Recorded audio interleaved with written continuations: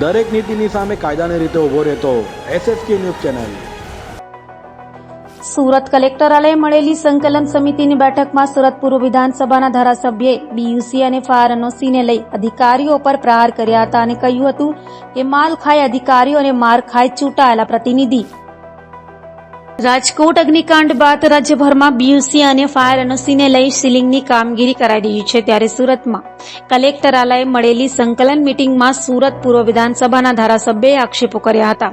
અને ભાજપના ધારાસભ્યએ કહ્યું હતું કે માલ ખાય અધિકારીઓ અને માર ખાય ચૂંટાયેલા પ્રતિનિધિઓ।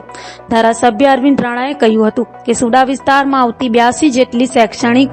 ગેમિંગ હોટલ જેવી મિલકતો BUC ફાયર NOCના હોવાથી સીલ કરવામાં આવી છે,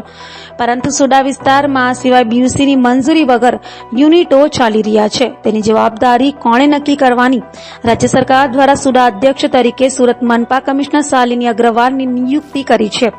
મનપા કમિશનરને બાંધકામ પ્રવૃત્તિ ઉપર ધ્યાન રાખવાની સત્તા છે, જો કે જીવલેણ હાદસો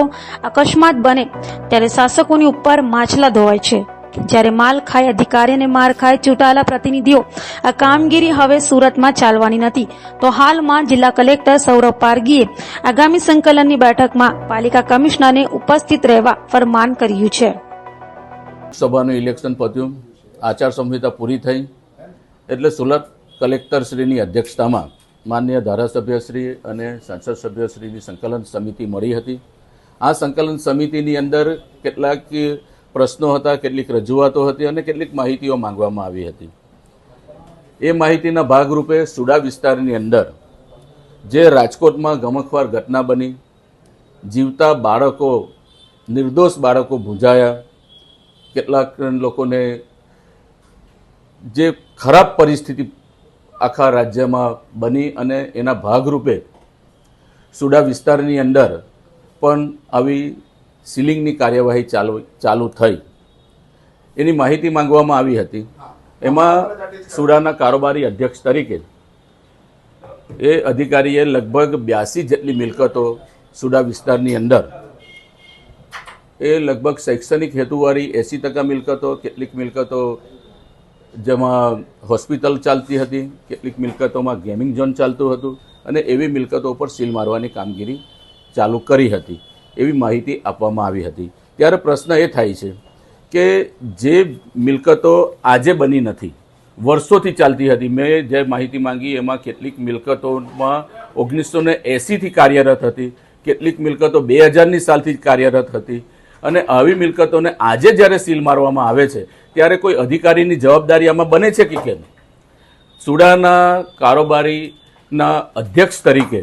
સુરત મહાનગરપાલિકાના મ્યુનિસિપલ કમિશનર છે અને એની જવાબદારી આવે છે કે સુડા વિસ્તારની અંદર જે કંઈક બાંધકામની પ્રવૃત્તિ ચાલે છે એની પર નિયંત્રણ રાખવાની જવાબદારી GDCR પ્રમાણે એક કોમ્પિટન્ટ ઓથોરિટી તરીકે મ્યુનિસિપલ કમિશનરની છે। ત્યારે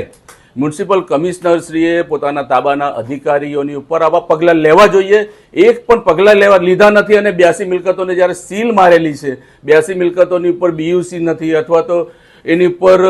આપણે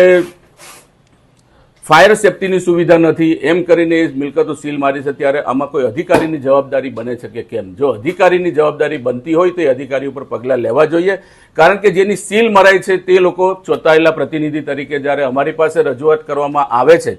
ત્યારે એ લોકોનો જે આક્રોશ હોય છે કે જે તે વખતે જે અધિકારી છે, જેની જવાબદારી છે તેને આ કામગીરી કરવી જોઈતી હતી અને કામગીરી કરી નથી અને આજે અમારા મિલકતો પર સીલ મારે છે, ત્યારે એક ચૂંટાયેલા પ્રતિનિધિ તરીકે અમારી જવાબદારી બને છે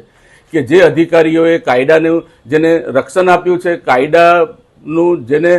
અનુશાસન લાવવાની જેની જવાબદારી છે, જ્યારે લાવતા નથી ત્યારે માલ ખાય અધિકારી અને માર ખાય ચૂંટાયેલા પ્રતિનિધિ, એ હવે સુરતમાં ચાલવાનું છે।